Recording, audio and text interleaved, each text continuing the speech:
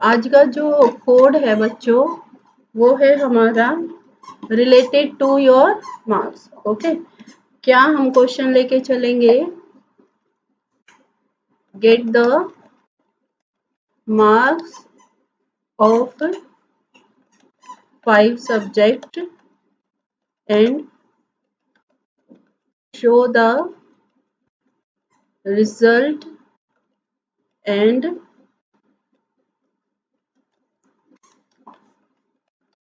grades of that student।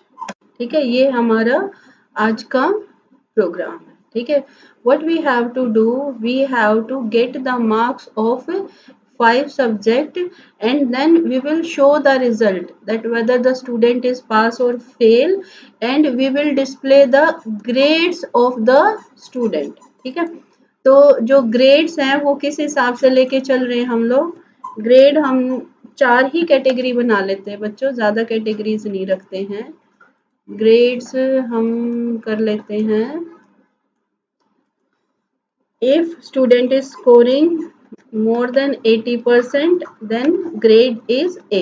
okay, if student is scoring more than 60% then grade is B। okay, if student is scoring more than 33% then grade is C। okay, और otherwise grade क्या हो जाएगा?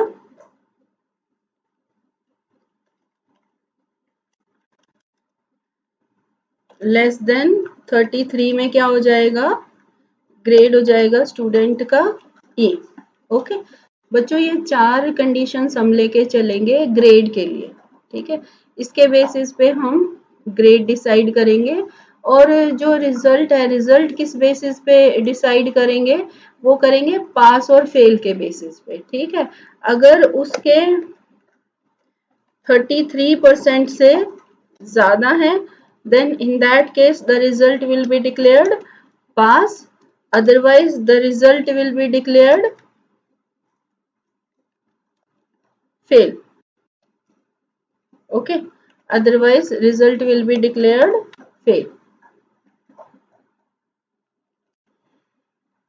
okay, this is our program। तो सबसे पहले तो students हमें क्या डिसाइड करना होता है? ये जो प्रोग्राम बनाएंगे ना, इसको हम आज डिबग करके भी देखेंगे। ठीक है, उसमें ये एल्स का कनेक्टिविटी हटा के और वो सब चेक करेंगे फिर। ठीक है, तो इसके लिए सबसे पहले रिक्वायरमेंट क्या है हमारी प्रोग्राम के लिए? डेटा रिक्वायरमेंट है ना। हमने क्या किया था? First we have to decide that what data is required to solve this problem. Okay, what data is required for this program? We have to get marks of 5 subject, है ना। there are 5 subject and we have to get the marks of 5 subject। ठीक है, so first of all we are required 5 variables to store marks। Okay, हमको क्या करना है? उसके 5 variable चाहिए। ठीक है, टू स्टोर मार्क्स। ये क्या है हमारा? ये है बच्चों डेटा रिक्वायर्ड।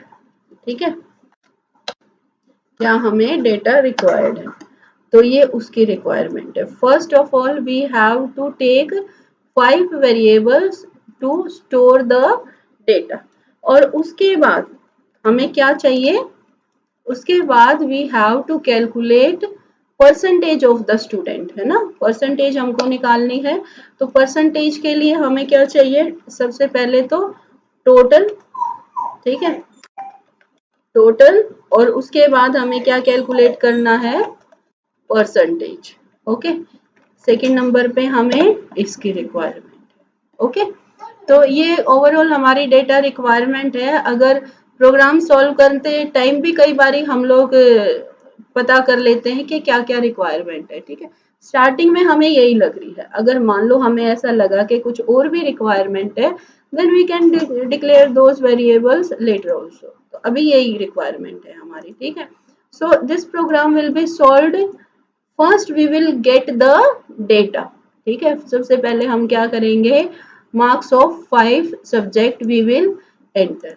ओके, हम चाहें तो यहीं के यहीं वेरिएबल लेके भी कर सकते हैं, a इक्वल्स टू, और हम लिख सकते हैं यहाँ पे इंग्लिश सब्जेक्ट 1 लिख लेते हैं। Okay, subject 1 equals to input, then enter marks of subject 1. This message will come. Okay, bracket close. In the same way we will declare 5 more variables.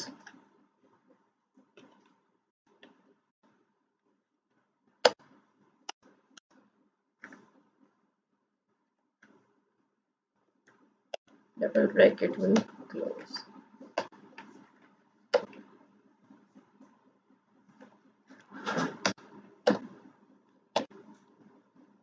Okay, enter marks of subject 2, marks of subject 3, marks of subject 4, marks of subject 5. ठीक है, we will change name of the variable also.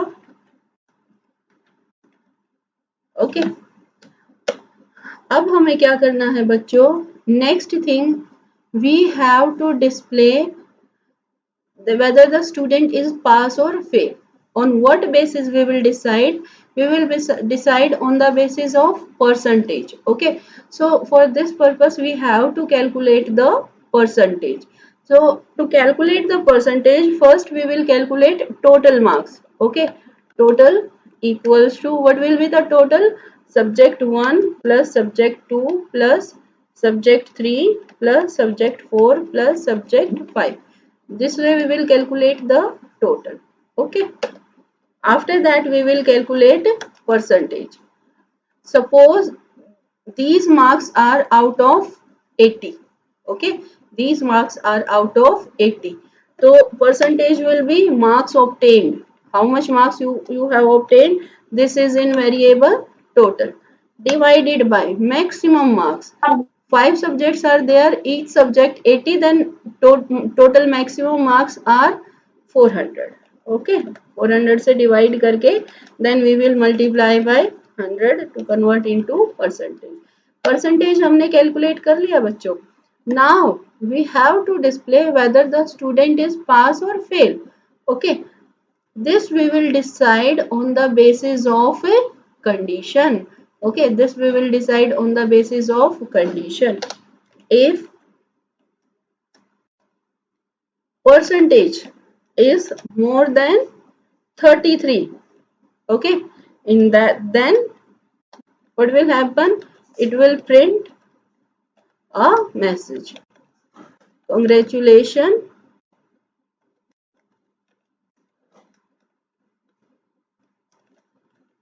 you are pass. Okay, this message will come.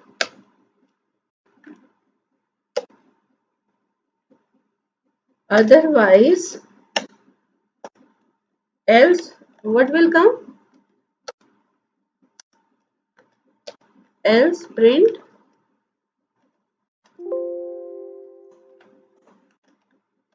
sorry. Okay, better luck next time, better luck next time. ठीक है,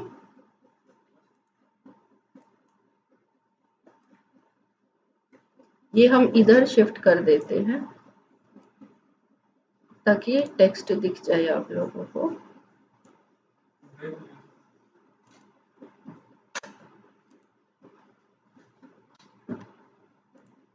ये हमारा programme है. ठीक है, अब स्टूडेंट्स क्या, सिर्फ ये फर्स्ट वाली मैंने सिचुएशन सॉल्व की है, सेकेंड वाला जो आउटपुट है उसको भी अभी सॉल्व करेंगे.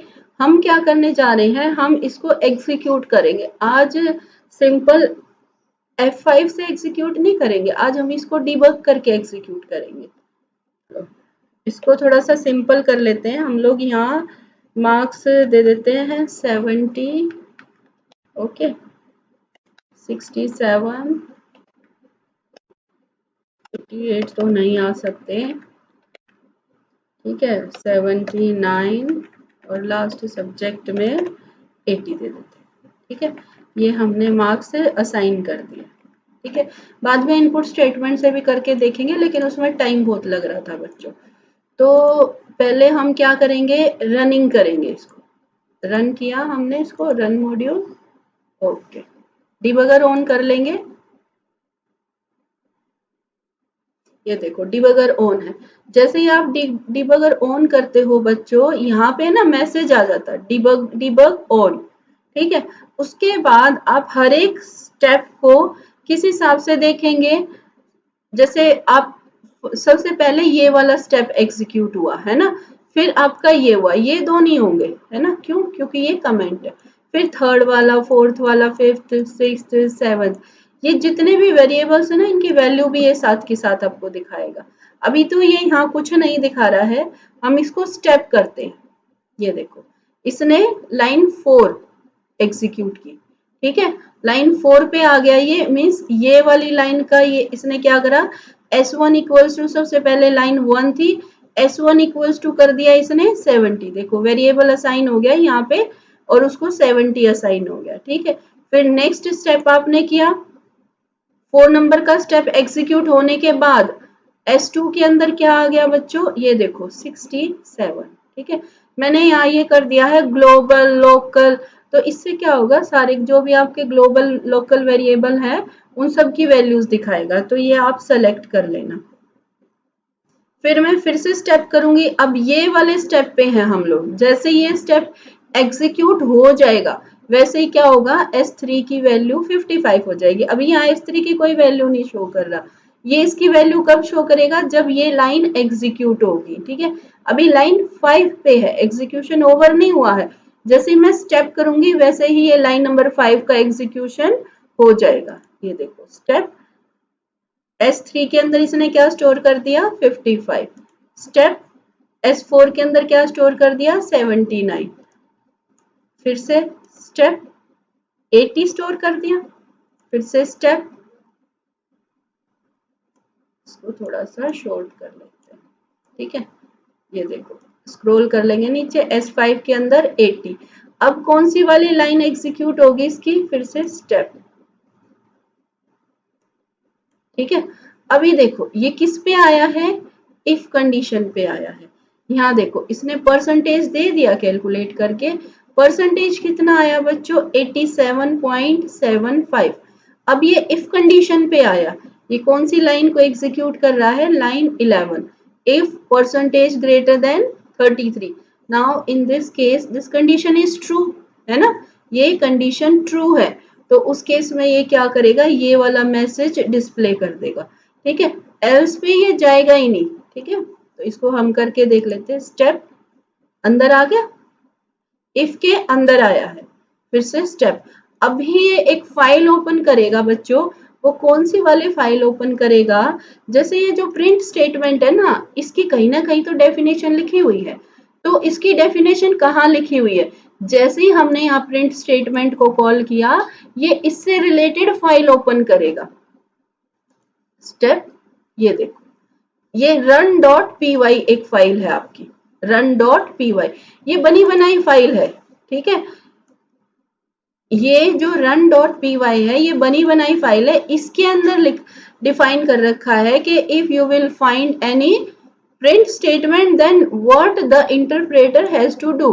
तो जैसे हम यहाँ पे करते जाएंगे, देखो ऑटोमेटिकली ये फाइल ओपन हो गई।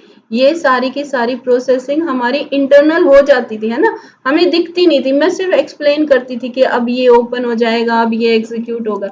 ये देखो इसकी सारी की सारी लाइनें एग्जीक्यूट हो रही है प्रिंट स्टेटमेंट के लिए जो रिक्वायर्ड है। ठीक है, ये लाइंस एग्जीक्यूट हो जाएंगी। अभी तक हमारी स्क्रीन पे कुछ नहीं है, जैसे ये आ गया यू आर पास, ये कहां से आया, यहां से आया। ठीक है,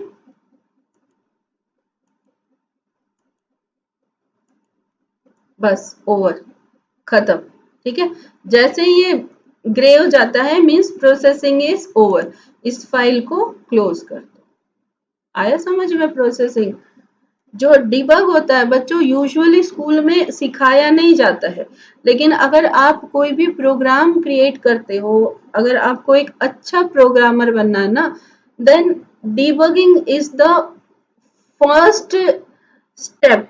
ओके, अगर आपको डिबगिंग आती, कई बार क्या होता है कोडिंग तो हमको क्लियर हो जाती है, लेकिन कई बार हम अटक जाते हैं, रियलिटी में हमें पता ही नहीं चलता है, हम सिर्फ बोल बोल के बताते हैं अब इसकी वैल्यू इतनी होगी, अब इसकी वैल्यू इतनी, रियलिटी में बच्चे को पता ही नहीं चलता कि एक्चुअल प्रोसेसिंग चल क्या रही है।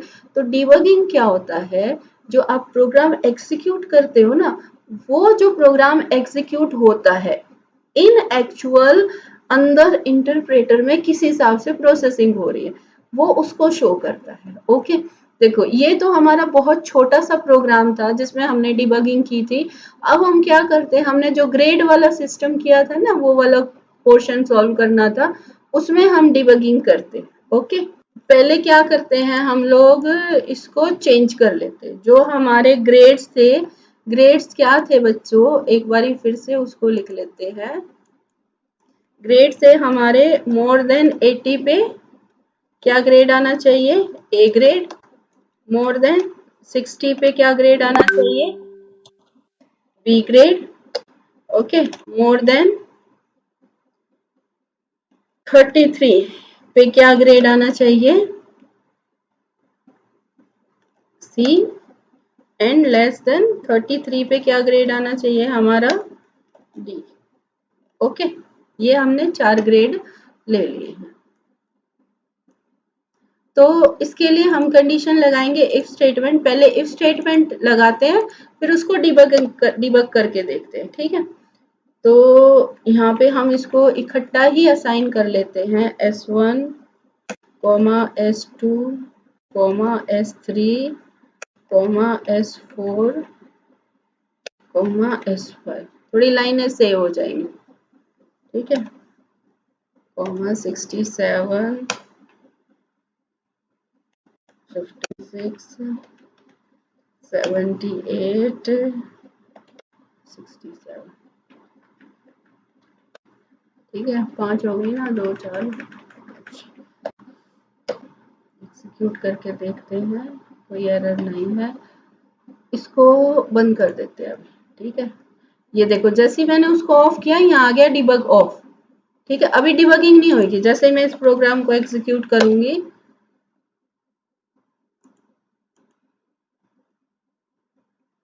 S2 is not defined, okay, capital S लिख दिया।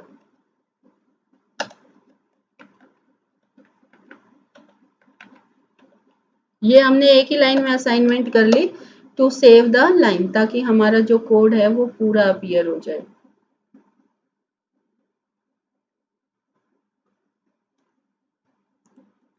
F5,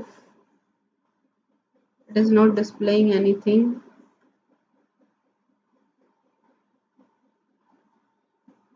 okay, why it is not displaying anything, क्योंकि हमने सिर्फ कैलकुलेट कर लिया है ना, क्या नहीं किया,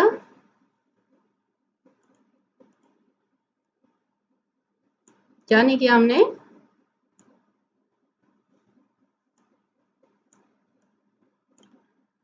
प्रिंट स्टेटमेंट दी नहीं, प्रिंट स्टेटमेंट नहीं दी, इसलिए यहाँ पे कुछ भी नहीं दे रहा है। चलो इफ पे कॉन्सेंट्रेट करते हैं, जल्दी जल्दी इफ कंडीशन लिखते हैं। इफ क्या लिखना हमको, इफ अगर जो परसेंटेज है मोर देन 80 है ना, तो ये क्या कर दे बच्चों, प्रिंट कर दे। ओके, क्या प्रिंट कर दे, ग्रेड इज ए, ये प्रिंट कर दे, है ना। अब इसको हम कॉपी पेस्ट कर लेते हैं जल्दी करने के लिए, पेस्ट पेस्ट, सारी कंडीशन थी, ठीक है, L L, okay, else, no need of fourth condition. Okay, fourth condition की तो रिक्वायरमेंट ही नहीं है, more than 33 more than 60, okay, more than 60 हो तो क्या ग्रेड हो जाए बच्चों, बी ग्रेड हो जाए, अदरवाइज सी ग्रेड हो जाए, और अगर लेस देन 33 है देन इन दैट केस क्या ग्रेड हो जाए, डी ग्रेड हो जाए। ओके, चलो इसको एग्जीक्यूट करके देखते हैं। जो मैं एल का आपको डिफरेंस बता रही थी ना, एल क्यों लिखेंगे, किस लिए कंपलसरी है। चलो पहले इसको डिबगिंग ऑन कर लेते हैं, यहाँ गए डिबग ऑन किया, जैसे डिबग ऑन करेंगे ये हमारा डायलॉग बॉक्स आ जाएगा। ठीक है, ये डायलॉग बॉक्स आ गया, इसको साइड में रख लेते हैं। अब हम प्रोग्राम को एग्जीक्यूट करते हैं। ओके ओके भाई, कॉलन लगा देते हैं। ये देखो जैसे डिबग मोड ऑन है यहाँ पे, है ना, जैसे डिबग मोड ऑन है वैसे ही क्या होगा, जो डिबगर है वो अपने आप आ जाएगा। ठीक है, जैसे ही प्रोग्राम एग्जीक्यूट करेंगे। अभी तो यहाँ ये कुछ नहीं शो कर रहा है ना, सब खाली है। ये किस लाइन पे है, इस वाली लाइन पे है जहाँ पे हम असाइनमेंट करें। अभी ये लाइन एग्जीक्यूट नहीं हुई है, अभी ये लाइन पे कंट्रोल आया है। समझ रहे हो, दो चीजें हैं, फर्स्ट है कंट्रोल आना और सेकंड है बच्चों लाइन एग्जीक्यूट हो जाना। जो इसका इफेक्ट है वो कब दिखेगा, जब ये लाइन एग्जीक्यूट हो जाएगी। ठीक है, स्टेप करते हैं, नेक्स्ट स्टेप पे जाएंगे तो ये पिछले वाला स्टेप जो है वो एग्जीक्यूट हो जाएगा। जैसे ही नेक्स्ट पे कंट्रोल जाएगा वैसे ही पिछला स्टेप जो है एग्जीक्यूट हो जाता है। स्टेप किया, ये देखो यहाँ पे आप देख सकते हो स्क्रीन पे सारी की सारी वैल्यूज एग्जीक्यूट हो गई हैं। एक मिनट इसको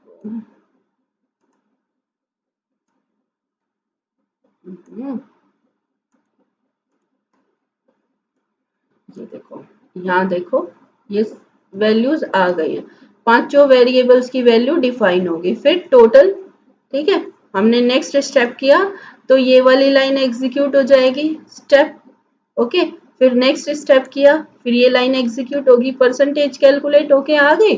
ठीक है, 86.75 इसकी परसेंटेज आ गई। ठीक है, ये यहाँ पे कैलकुलेट होके आ गई। इफ परसेंटेज ग्रेटर देन 80, ठीक है, यहाँ पे सिर्फ ये परसेंटेज की वैल्यू दिखा रहा है, टोटल की वैल्यू नहीं दिखा रहा, क्योंकि जो वेरिएबल हम यूज कर रहे हैं ना यहाँ पे, या तो हमने वैल्यू असाइन की है या तो उस वेरिएबल को यूज कर रहे हैं, यहाँ हम परसेंटेज को यूज कर रहे हैं, तो परसेंटेज की वैल्यू दिखा दी इसने 86.75।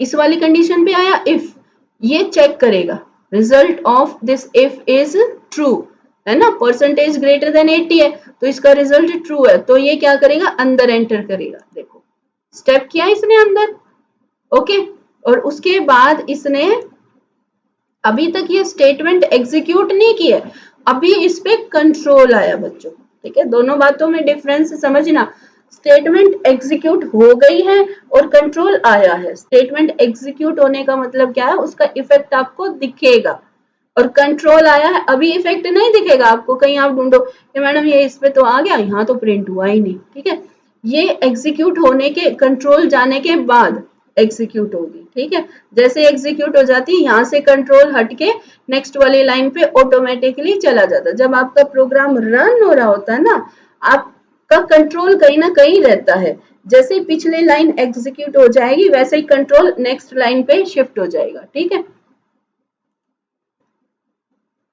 जैसे तुम वो गेम खेलते हो ना, खो खो, खो खो में होता है ना, जैसे ही खो करता है दूसरा स्टूडेंट कब बैठता है, जब पहले वाला स्टूडेंट उठ के भागना शुरू करता है, सेम इसमें होता है। ठीक है, एग्जीक्यूशन जैसे ही ओवर होएगा वैसे ही ये नेक्स्ट वाले जो लाइन है उस पे खो कर देगा, है ना, कंट्रोल चला जाएगा वहां पर।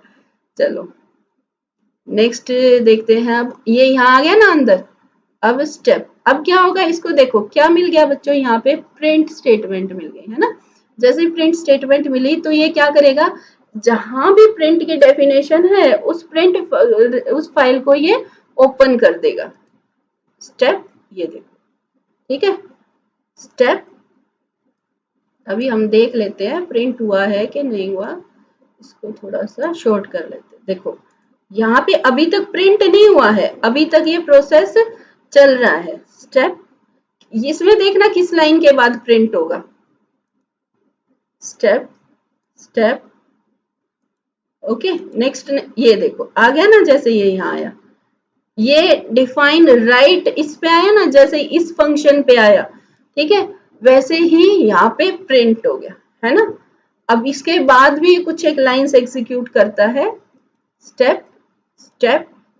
जैसे ही एग्जीक्यूशन ओवर हो जाएगा वैसे ये क्या करेगा, बंद हो जाएगा, खत्म। ये आ गया ना ग्रे कलर का, डिसेबल्ड हो गए। अब आप इस फाइल को बंद कर दो। अच्छा, आप लोगों को बच्चों देखो मैंने ये सिखा तो दिया, लेकिन आप लोगों को क्या ध्यान रखना है, इन फाइल्स को छेड़ना नहीं है। अगर आपने इन फाइल्स को छेड़ा ना बच्चों, आपका पाइथन नहीं चलेगा। ओके, अगर सपोज करो ये जो फाइल है इसको आप डिलीट कर देते हो, अंदर का सारा कंटेंट डिलीट कर देते हो, तो ये फाइल के अंदर जो भी प्रोसेसिंग इसने लिख रखी है, जैसे प्रिंट स्टेटमेंट से रिलेटेड या और भी कुछ फंक्शंस हैं जिनसे रिलेटेड, तो जैसे ही प्रिंट स्टेटमेंट आएगी ना, इसको इसकी डेफिनेशन मिलेगी नहीं, तो आपका पाइथन चलेगा नहीं। तो आपको ये जो फाइल्स ओपन होती है ना, इससे छेड़छाड़ नहीं करनी है। ये मॉरल ड्यूटी बनती है बच्चों आप लोगों की, ठीक है। कभी आप स्कूल में भी करो इसको, तो ये मॉरल ड्यूटी बनती है। डिबगिंग का प्रोसेस यूजुअली स्टूडेंट्स को सिखाया नहीं जाता, सिर्फ इसी पर्पज से नहीं सिखाया जाता कि बच्चे उसका मिसयूज कर देते हैं, ठीक है। लेकिन आप लोगों को ये चीज सीखनी भी चाहिए, क्योंकि ये चीज बहुत बेनिफिट की है। प्रोग्रामिंग मीन्स अगर आपको डिबगिंग नहीं आता है तो प्रोग्रामिंग आपको बहुत मुश्किल होगी समझ आने में, ठीक है। तो मैंने आप लोगों को सिखा दिया बच्चों, लेकिन ये आप लोगों की मोरल ड्यूटी बनती है बच्चों कि आप उसको कहीं पे भी हार्म ना करो, ठीक है। वैसे तो पाइथन फ्री ऑफ कॉस्ट है, 2 सेकंड में डाउनलोड होके इंस्टॉल हो जाता है, लेकिन फिर भी एक डिस्टरबेंस आता है। तो कभी भी उन फाइल से आप छेड़छाड़ मत करना जो फाइल्स आपकी नहीं है, जो ऐसे ही ओपन होती है, ठीक है। उनको एग्जीक्यूट करके बंद कर देना। आया डिबगिंग समझ में? अच्छा, अब इसमें ना नेक्स्ट एक चीज और करके दिखाती हूँ मैं आपको। ये देखो मैं प्रैक्टिकली आपको करके दिखा देती हूँ। मैं यहाँ ये एल नहीं लगाती, ठीक है, ये एल नहीं लगाती, तो प्रोसेसिंग किस हिसाब से चलेगी। जरा फिर से इसको रन कर लेते हैं, हो जाओ भाई रन। ये लो, रन हो गया। ये इसने यहाँ असाइनमेंट कर दी। नेक्स्ट लाइन, तो असाइनमेंट हो गई, वेरिएबल्स को वैल्यू मिल गई। Next line, next line, percentage calculate हो गया, इफ कंडीशन पे आ गया, परसेंटेज आ गया 86.75, ठीक है।